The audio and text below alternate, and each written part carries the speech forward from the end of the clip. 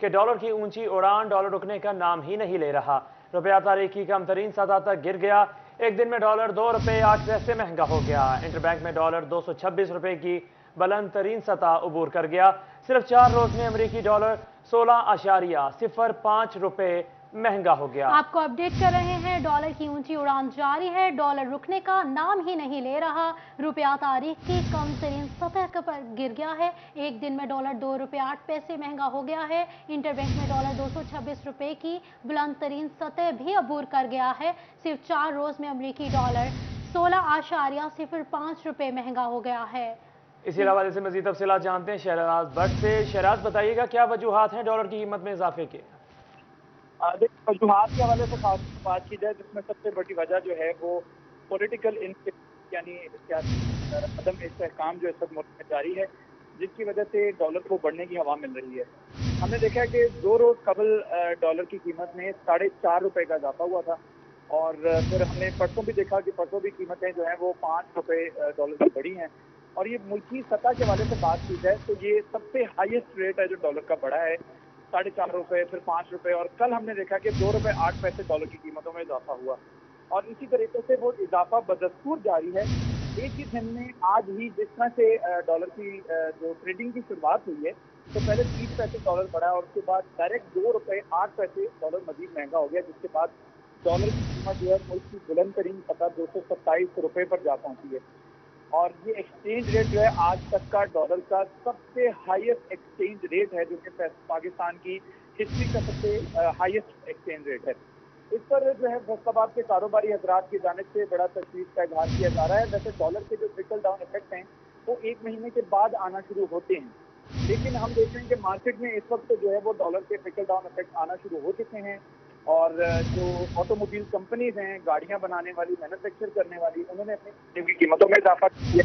4-4, 5-5 लाख रुपए जो है वो छोटी गाड़ी के ऊपर रेट बढ़ गया है, और जो बड़ी गाड़ी है उसके ऊपर 12 लाख रुपए तक जो है रेट बढ़ा दिया गया है। इस तरीके से रॉ मटेरियल अगर बात की जाए, फैसलाबाद इंडस्ट्री टेक्सटाइल का शहर है, और टेक्सटाइल जो इस वक्त रॉ मटेरियल है उसकी कीमतों में होशरुबा इजाफा हो चुका है। एक्सपोर्ट बहुत ज्यादा, इम्पोर्ट बिल जो है वो बढ़ता चला जा रहा है, एक्सपोर्ट कम होती चली जा रही है, और इसके दरमियान जो एक गैप है, जो एक डिफरेंस है, जिसे ट्रेड डेफिसिट का नाम दिया जाता है, वो ट्रेड डेफिसिट बढ़ रहा है, जिसकी वजह से इस वक्त एक मार्केट के अंदर अनसर्टेनिटी की सूरत हाल पैदा हो रही है, गैर यकीनी सूरत हाल पैदा हो रही है, जिस पर कारोबारी हजरात की जाने से तशवीश का इजहार किया जा रहा है। बहरहाल डॉलर जो है इस वक्त आज लेटेस्ट अपडेट ये है कि 8 पैसे आज डॉलर की कीमत में इजाफा है, जिसके बाद डॉलर 227 रुपए की बुलंद तरीन सतह पर पहुंच चुका है। जी, डॉलर की ऊंची उड़ान जारी है। बहुत शुक्रिया शहराज, आप हमें तफसीलात से आगाह कर रहे थे। और अब आपको बताएं कि पंजाब में नए तामीराती मटीरियल के रेट्स मुकर्रर कर दिए गए हैं। डॉलर और पेट्रोल की कीमत में इजाफे के बाद 20% तक तामीराती मटीरियल महंगा कर दिया गया है। सीमेंट, ईंट और बजरी समेत सब कुछ महंगा हो गया है। आपको अपडेट कर रहे हैं कि पंजाब में नए तामीराती मटीरियल के रेट्स मुकर्रर कर दिए गए हैं। डॉलर और पेट्रोल की कीमतों में इजाफे के बाद 20% तक तामीराती मटीरियल महंगा कर दिया गया है। सीमेंट, ईंट और बजरी समेत सब कुछ महंगा हो गया है। आपको बता रहे हैं, पंजाब में नए तामीराती मटीरियल के रेट्स मुकर्रर कर दिए गए हैं। डॉलर और पेट्रोल की कीमत में इजाफे के बाद 20% तक तामीराती मटीरियल महंगा कर दिया गया है।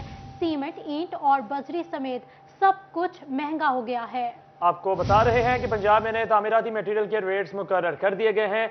डॉलर और पेट्रोल की कीमतों में इजाफे के बाद 20% तक तामीराती मटीरियल महंगा कर दिया गया है, जबकि सीमेंट, ईंट, बजरी समेत सब कुछ महंगा हो चुका है। आपको बता रहे हैं, पंजाब में नए तामीराती मटीरियल के रेट्स मुकर्रर कर दिए गए हैं। डॉलर और पेट्रोल की कीमतों में इजाफे की वजह से 20% तक तामीराती मटीरियल महंगा हो गया है। सीमेंट, ईंट और बजरी समेत सब कुछ महंगा हो गया है। पंजाब में नए तामीराती मटीरियल के रेट्स मुकर्रर कर दिए गए हैं। डॉलर और पेट्रोल की कीमतों में इजाफे के बाद 20% तक तामीराती मटीरियल महंगा कर दिया गया है। सीमेंट, ईंट और बजरी समेत सब कुछ महंगा हो चुका है। डॉलर और पेट्रोल की कीमतें बढ़ने से पंजाब में नए तामीराती मटीरियल के रेट्स मुकर्रर कर दिए गए हैं। डॉलर और पेट्रोल की कीमतों में इजाफे के बाद 20% तक तामीराती मटीरियल महंगा कर दिया गया है। सीमेंट, ईंट और बजरी समेत सब कुछ ही महंगा हो गया है। तामीराती मटीरियल की कीमतों में 20% इजाफा। पंजाब में तामीराती मटीरियल के नए रेट्स मुकर्रर कर दिए गए हैं। डॉलर, पेट्रोल की कीमतें बढ़ने से तामीराती मटीरियल महंगा हुआ। ईंट, सरिया, बजरी, सीमेंट की सरकारी कीमतों में इजाफा। फर्स्ट क्लास ईंट की कीमत 12,500 से बढ़कर 14,000 रुपये मुकर्रर कर दी गई है।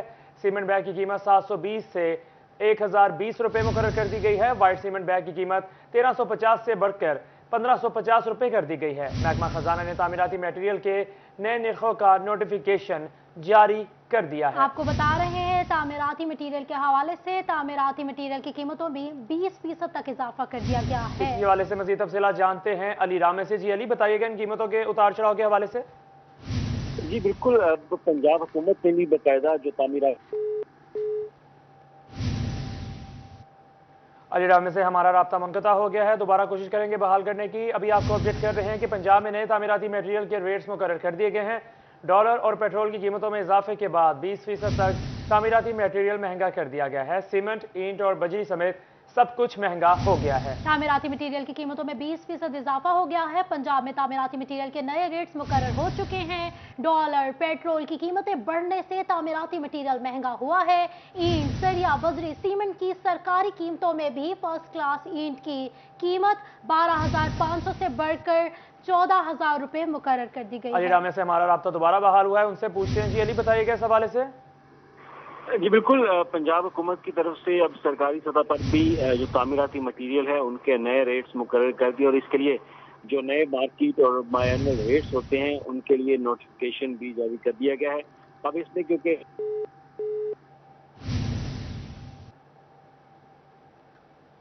जी बहुत शुक्रिया अली रामे, आप हमें तफसीलात से आगाह कर रहे थे। सीमेंट, ईंट और बजरी समेत सब कुछ महंगा हो गया है। आम मार्केट में बिकने वाला 15 किलो का आटे का थैला बेकाबू हो गया। 200 रुपये कीमत एक हफ्ता में बढ़ गई। प्राइवेट गंदम के स्टॉक किसानों से खत्म होने के बाद मिल्स मालिकान अपने स्टॉक को मनमानी कीमतों पर बेचने लगे हैं। मार्केट में 1300 रुपये वाला थैला 1500 रुपये क्रॉस कर गया है। फी किलो 100 रुपये से ज्यादा कीमत होने से नान बाई की हड़ताल हुई है। आपको बता रहे हैं कीमतों के हवाले से आम मार्केट में बिकने वाला 15 किलो का आटे का थैला बेकाबू हो गया। 200 रुपये कीमत एक हफ्ते में बढ़ गई। प्राइवेट गंदम के स्टॉक किसानों से खत्म होने के बाद मिल्स मालिकान अपने स्टॉक को मनमानी कीमतों पर बेचने लगे हैं। इसी बारे में जान लेते हैं। हमारे साथ मौजूद हैं मोहम्मद बिलाल डोगर। जी बताइएगा मोहम्मद बिलाल डोगर इस बारे में। आज बिल्कुल एक हफ्ता कबल 1300 के करीब बिकने वाला 15 किलो का थैला 1500 को टच करता दिखाई दे रहा है, जिसमें कमोबेश 200 रुपये का इजाफा जो है देखा जा रहा है। तंदूर मालकान ने इसी के ऊपर हड़ताल की है, जिसकी वजह सिटी 41 ने तलाश की है। मतलब फ्लोर मिल्स मालकान से नुमाइंदे मौजूद, इनसे बात करते हैं। भाई साहब, क्या कहेंगे, आकर एकदम से इतना इजाफा और ओपन मार्केट में गंदम की भी इस वक्त शॉर्टेज पैदा हो रही है, सरकार कोटा बढ़ाए, क्या करे, क्या मैकेनिज्म हो कि इसको ख़त्म किया जा सके? जी, इसमें मेरी जो हमेशा से ये रिक्वेस्ट रही है कि जो आटे की तरसील है उसका निज़ाम उसको बेहतर बनाया जाए। गंदम की जो तरसील है, जो कोटे की है, वो आबादी बेस बनाई जाए। फैसलाबाद एक बहुत बड़ा शहर है, जहाँ पे कम से कम 2 से 2.5 मिलियन जो मज़दूर हैं वो अदर शहरों के आके यहाँ रह रहे हैं। उनको जब ये कैलकुलेट नहीं करते फिर वो बोझ पड़ता है मिलों के ऊपर आके। तंदूर वालों ने जो हड़ताल की भी है, मैं ये समझता हूँ कि उनके भी इसमें मसाइल हैं कि जो प्राइवेट आटा है उनको महंगा मिल रहा है। लेकिन मैंने पहले आपको बताया था कि अगर कम से कम ज़िली लेवल पे डिस्ट्रिक्ट इंतजामिया, जिसमें डिप्टी कमिश्नर साहब हैं, कमिश्नर साहब हैं, उसके हमारे फूड के जो ऑफिसर हैं, वो अगर मिल बैठें तो ये फॉर द टाइम बिंग तो ये इशू है हल हो सकता है। लेकिन इन द लॉन्ग टाइम जो है वो उसके लिए बेहतर प्लानिंग होनी चाहिए। लेकिन यहाँ पे जो हुकूमतों का सियासी अदम इस्तेकाम है पिछले 2-2.5 महीने से, मैं समझता हूँ उसका भी बड़ा फ़र्क है। अफसरान जो है वो थोड़ा सा अभी इसमें सोच विचार में है। हमारी एसोसिएशन के साथ उनके साथ डायलॉग हो रहे थे, इस तरह जो तंदूर एसोसिएशन है, तो मैं ये समझता हूँ कि फिल वक्त जो है हमारे जो डिप्टी कमिश्नर साहब हैं, सिविल साहब, उनको ये स्टेप लेना चाहिए। ये तीनों चारों जो स्टेक होल्डर हैं उनको बुलाना चाहिए अपने ऑफिस में, तंदूर मालकान को, फ्लोर मिल मालकान के नुमाइंदा और जो ख़ास तौर पे महकमा खुराक के नुमाइंदे हैं। तो ये मसला जो है इन वेरी फ्यू सेकंड हल हो सकता है। 15 किलो वाला थैला 200 रुपये महंगा क्यों हो गया? ये असल में यह है कि प्राइवेट गंदम जो है वो 3000 से अबव चली गई है फी मन। उसकी 2-3 एक रीज़न है कि केपी में काफ़ी सारी उसकी मांग है। इस तरह दूसरे अभी सिंध में गवर्नमेंट ने कोटा इशू किया, वहाँ पे उसकी मांग है। तो मैं ये समझता हूँ कि जो वैसे तो किसी कारोबार को पूरे पाकिस्तान में करने की इजाज़त होनी चाहिए, लेकिन चूंकि ये एक खाने पीने की अशिया हैं जो अपनी अपनी आबादी के लिहाज से उसको कार्डन करना भी ज़रूरी है। तो तो ये जो चेक पोस्टें उनको मैं समझता हूँ कि ज़्यादा एक्टिव होना चाहिए ताकि जो स्मगलिंग के मामलात हैं वो ना हो सकें। स्मगलिंग के मामला थम सकें तो यकीनन तौर पर कीमतें नीचे आ सकती हैं और खासतौर पर प्राइवेट बहुत शुक्रिया बिलाल जोगर हमें अपडेट करने के लिए। दूसरी जानिब आवाम की सहूलत के लिए बनाए गए यूटिलिटी स्टोर्स पर सस्ती अशिया की खरीदारी की सहूलत कब मिलेगी कुछ पता नहीं। पिछले 4 रोज से यूटिलिटी स्टोर्स पर घी, ऑयल, चीनी और दालें नायाब हैं। शहरी सस्ती अशिया की खरीदारी के लिए आते तो हैं मगर खाली हाथ लौट जाते हैं।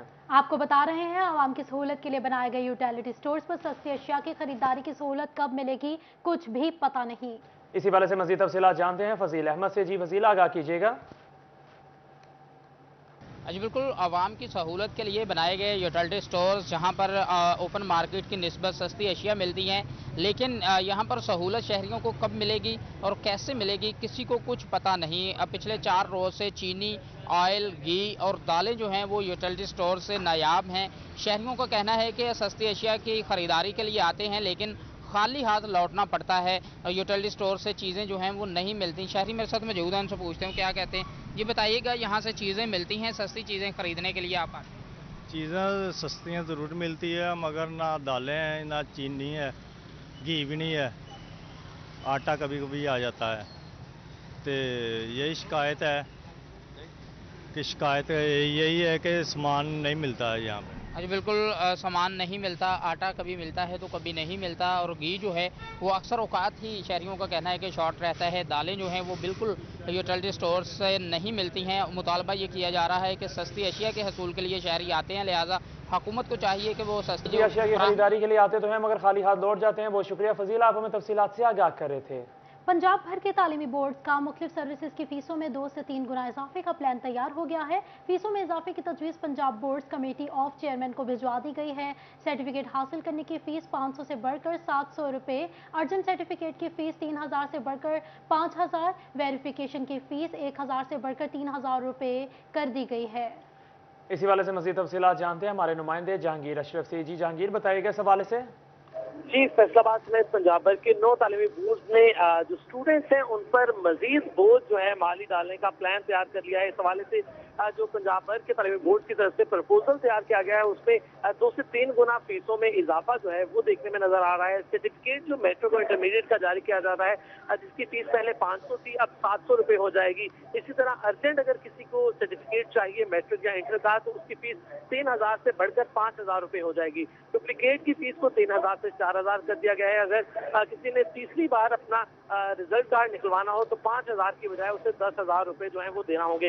वेरिफिकेशन की अगर बात करें तो 2000 रुपये से बढ़ाकर इसकी फीस 6100 रुपये कर दी गई है। एब्रोड अगर स्टूडेंट कोई मौजूद है लेकिन अगर विद इन कंट्री है तो 1000 रुपये की फीस जो थी उसको बढ़ाकर 3100 रुपये कर दिया गया है। इसी तरह से अगर प्राइवेट इदारे एफिलिएशन के लिए अप्लाई करते हैं तो उनको विजिट फीस की मद में 10,000 की बजाय अब 25,000 रुपये जमा करवाना होंगे, जबकि जो इंडोमेंट फंड स्कूल का पहले 50,000 रुपये था सालाना उसको 60,000 रुपये कर दिया गया है। जबकि इसी तरह जो कॉलेजेस हैं उनका 1,25,000 रुपये जो इंडोमेंट फंड वसूल किया जाता है उसको बढ़ाकर 1.5 लाख रुपए कर दिया गया है।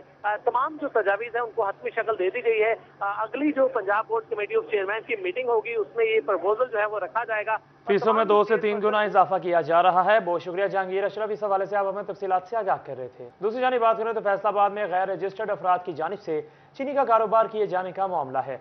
गैर रजिस्टर्ड अफराद ने 3 अरब रुपए का कारोबार करके कौमी खजाने को सेल्स टैक्स की मद में 56 करोड़ रुपए का नुकसान पहुंचाया।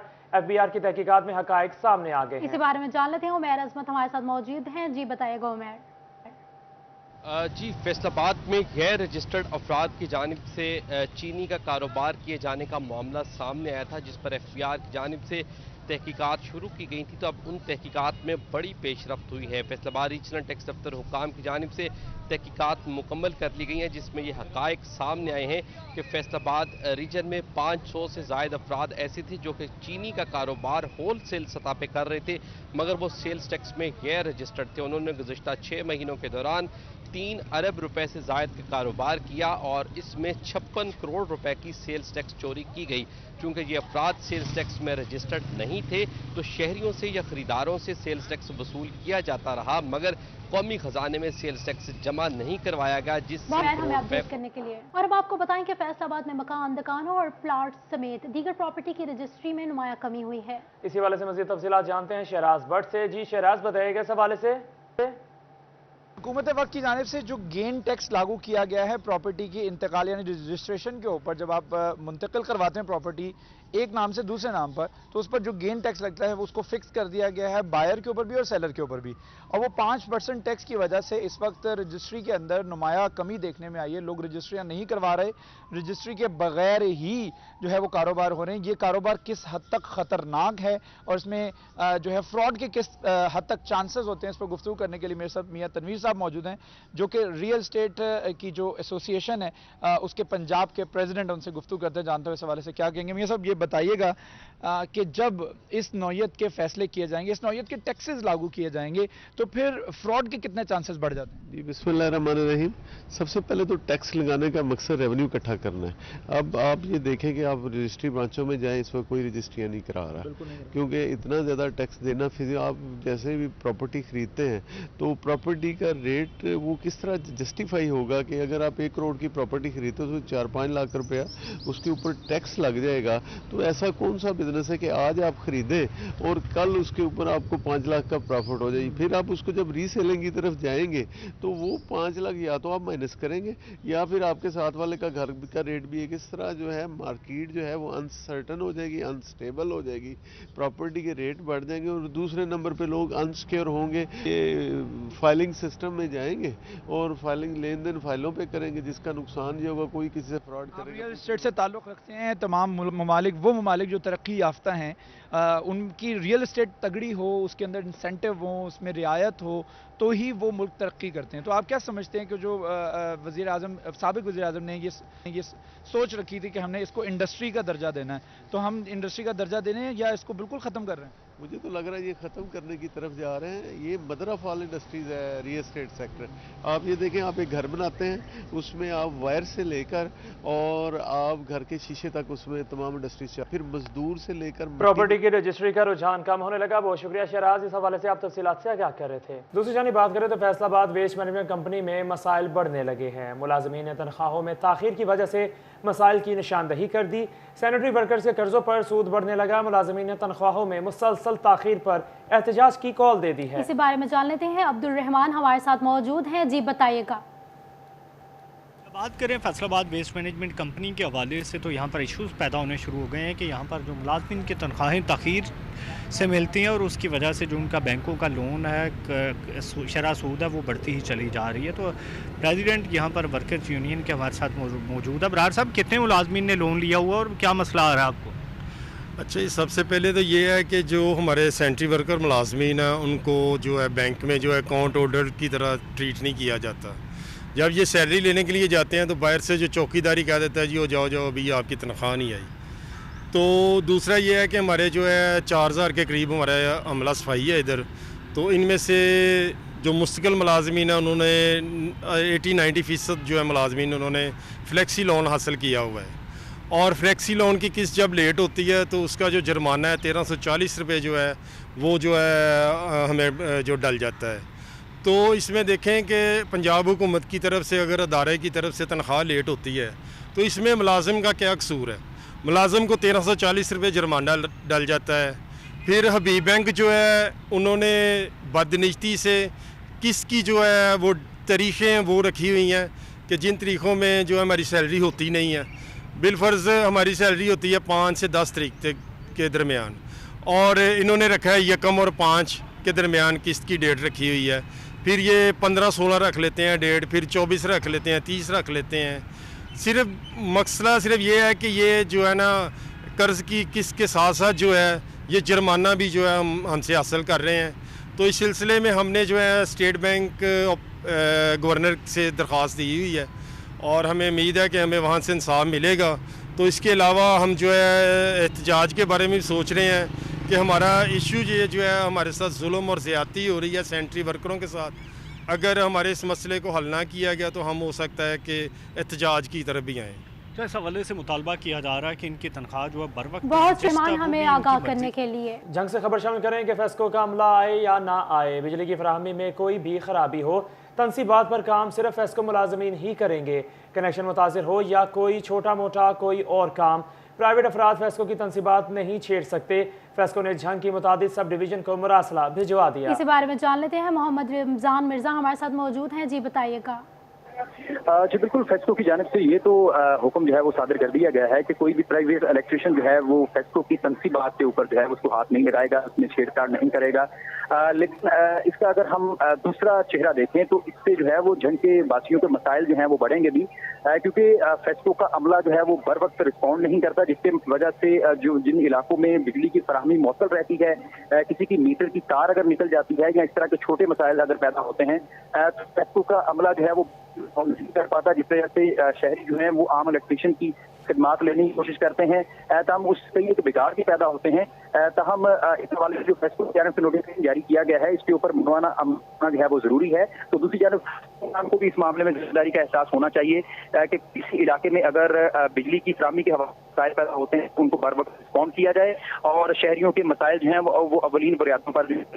दूसरों को नसीहत, खुद में आप वसीहत। सेकंड सर्कल सुपरिटेंडेंट इंजीनियर की नाक के नीचे चोरी, बिजली चोरी होने लगी। सेकंड सर्कल कानूनी रिहायशी एसी का ड्राइवर शकील डायरेक्ट तारे लगाकर बिजली चोरी करने लगा। बिजली चोर फेस्को मुलाजिम ने 13 माह से बिजली का बिल भी अदा नहीं किया। इसी पर बात करेंगे अवैस अली से। जी अवैस। जी बिल्कुल, दूसरों को नसीहत, खुद मीना फसीहत।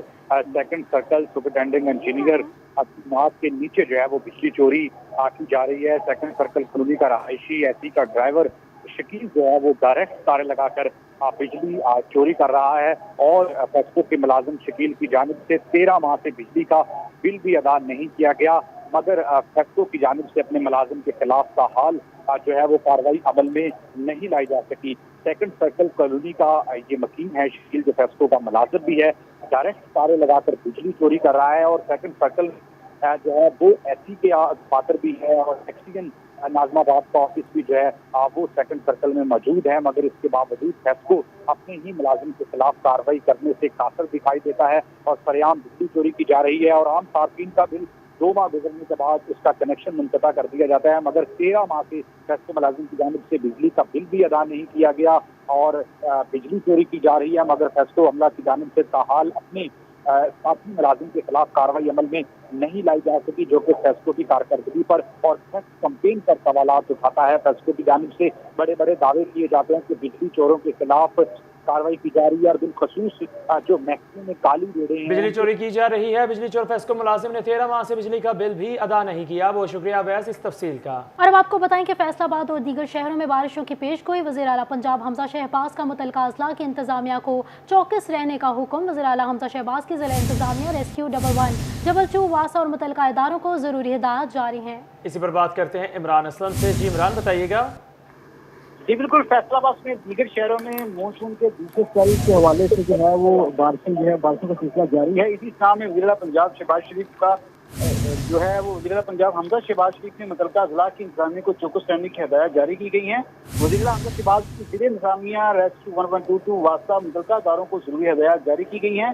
वज़ीर आला पंजाब हमजा शहबाज के कहते हैं मुतल्लिका काम फील्ड में निकलें और निकासी आप के काम को यकीनी तौर पर बनाएं, जबकि निचली इलाकों से निकासी आप के लिए तमाम बड़े कार लाए जाएं और निकासी आपके काम को कम से कम वक्त में मुकम्मल किया जाए। मुल्की नुमाइंदे भी अपने इलाकों में जो है वो काम को मॉनिटर करें। वज़ीर आला पंजाब हमजा शहबाज की ट्रैफिक रवानी की बेहतर बनाने के लिए इंटेलिजेंस मैनेजमेंट को हदायत जारी की गई है। ट्रैफिक पुलिस का अमला जान निशानी से फर्ज सरंजाम दे। PDMA की जानब से भी जो है फैसलाबाद में दीगर इलाकों में जो है वो बारिश की पेशगोई की गई है और वज़ीर आला पंजाब की जानब से तमाम मुतल्लिका इदारों को जो है वो इंतजामात करने की हदायत जारी की गई है। बारिशों की पेश गोई। वज़ीर आला पंजाब का मुतल्लिका अजला की इंतजामी को चौकस रहने का हुक्म। बहुत शुक्रिया इमरान इस तफसील का। लालिया शहर में मूसलाधार बारिश। गुज़िश्ता चंद रोज से जारी खब्स और गर्मी की लहर का खात्मा हो गया। बारिश बरसने से मौसम ने इंतहाई खुशगवार और सुहाना हो गया है। महकमा मौसमियात की जानिब से आइंदा चंद रोज तक मजीद बारिशों की भी पेश गोई की गई है। लालिया के मौसम के बारे में मजीद तफसीलात जानते हैं अजमत बलोच से। जी अजमत बताइएगा।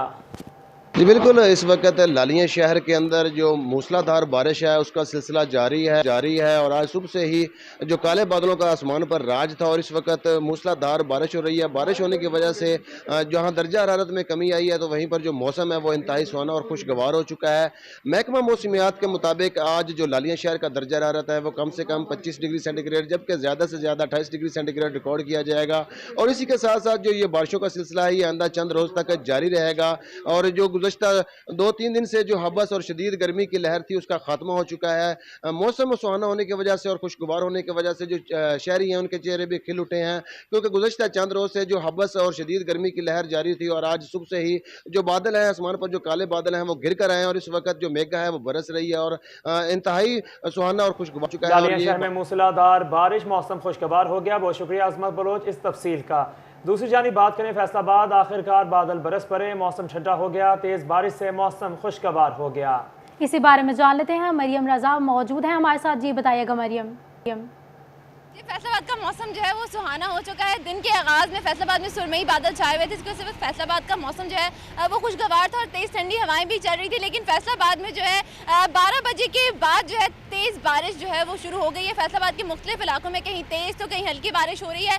मानसून बारिश जो है इसका आगाज़ जो है मौसम का आगाज़ हुआ है जिसकी वजह से फैसलाबाद का मौसम जो है वो बहुत ज़्यादा सुहाना है। महकमा मौसमियात की बात की जाए तो आइंदा चंद घंटों में जो है फैसलाबाद में बारिश जो है इसी तरह से होती रहेगी और फैसलाबाद का मौसम जो है वो इसी तरह से सुहाना रहेगा। महकमा मौसमियात के मुताबिक इस वक्त दर्जा हरारत जो है वो 28 डिग्री सेंटीग्रेड रिकॉर्ड किया गया है जबकि ज़्यादा से ज़्यादा आइंदा चंद घंटों में चूँकि बारिश के इम्कान है तो फैसलाबाद में जो वो भी अच्छा हो जाएगा। उसके साथ साथ दर्जा हरारत जो है उसमें फैसलाबाद में मौसम खुशगवार हो गया है। मरियम हमें अपडेट कर रही थी, बहुत शुक्रिया।